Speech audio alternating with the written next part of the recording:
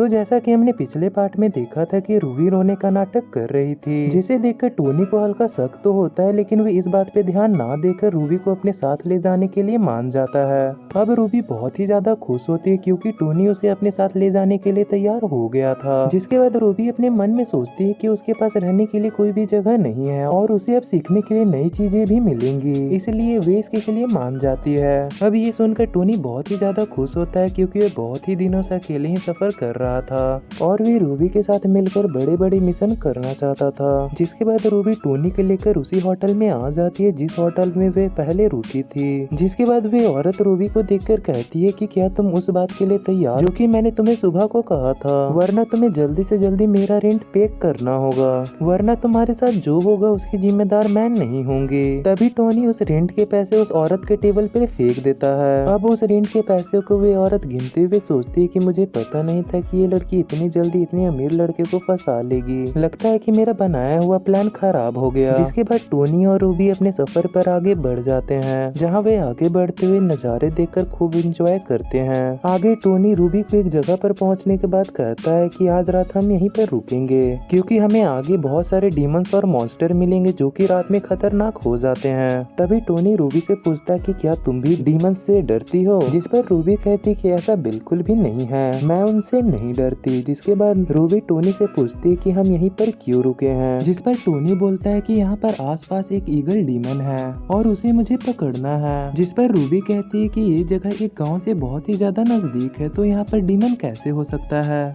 और जो किसी को नुकसान पहुँचा सके। ये सुनकर टोनी आवाज ऊंची करके कहता है कि वे बहुत ही ज्यादा खतरनाक और गंदे होते हैं, इसलिए तुम्हें भी उन पर कभी रहम नहीं करना चाहिए। तो रूबी कहती है ठीक है, मैं अपना ध्यान रखूंगी।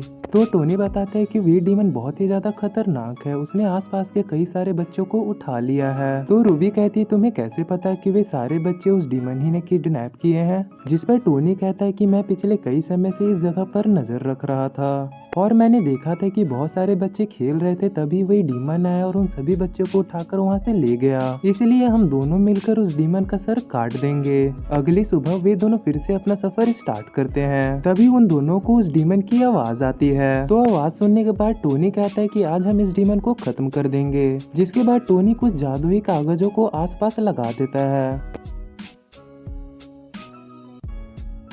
तभी वे मैजिकल पेपर एक फॉर्मेशन ट्रैप क्रिएट कर देते हैं, जिसे देखकर रूबी कहती है कि ये तो किसी को पकड़ने के लिए बहुत ही अच्छा है। इसके बाद टोनी वैसे ही पेपर रूबी को देकर कहता है तुम इसी ट्रैप के पास रहना और जब भी वे ईगल डीमन इस पर फंसे तो तुम इस पेपर का इस्तेमाल करना, लेकिन तुम्हें घबराने की कोई भी जरूरत नहीं है। ये सुनकर रूबी अपने मन में सोचती है कि मैं एक प्रिंसेस हूँ और ये मुझे बता रहा है कि मैं इस पेपर का कैसे यूज करूँ। थोड़ी देर बाद रूबी को टोनी और ईगल के फाइट की आवाज आती है, जो धीरे धीरे ईगल को ट्रैप के पास ला रहा था। जिसे देखकर रूबी मन में सोचती कि भले ही टोनी फाइट में अच्छा है, लेकिन ईगल डीमन बहुत ही ज्यादा ताकतवर है, जिसकी वजह से टोनी मर सकता था। लेकिन रूबी ऐसा नहीं होने देना चाहती थी। दूसरी तरफ टोनी उस ईगल से लड़ रहा था। तभी वे ईगल वहाँ से उड़ जाता और गलती से जाकर उसी ट्रैप में फंस जाता है। जिसके बाद वे ट्रैप एक्टिवेट होकर उस ईगल को पकड़ लेता है और उसके चारों तरफ एक शील्ड बना देता है। ये देखकर उस ईगल को गुस्सा आता और वे कहता है कि मैं टोनी को नहीं छोड़ूंगा। जिसके बाद वे ईगल अपने आप को उस ट्रैप से छुड़ाकर अपने आप को उस ट्रैप से अलग करने की कोशिश करता है, जिसे कि रूबी देख रही थी और उसे देखकर रूबी कहती है कि ये डीमन थोड़ा ताकतवर है, क्योंकि इसकी जगह कोई आम डीमन होता तो वे कब का मर जाता। अब रूबी उन पेपर को उस शील्ड की ओर फेंक देती है, जिसकी वजह से वे फॉर्मेशन और भी ताकतवर होके उस डीमन को बहुत ही ज्यादा कमजोर बना देता है।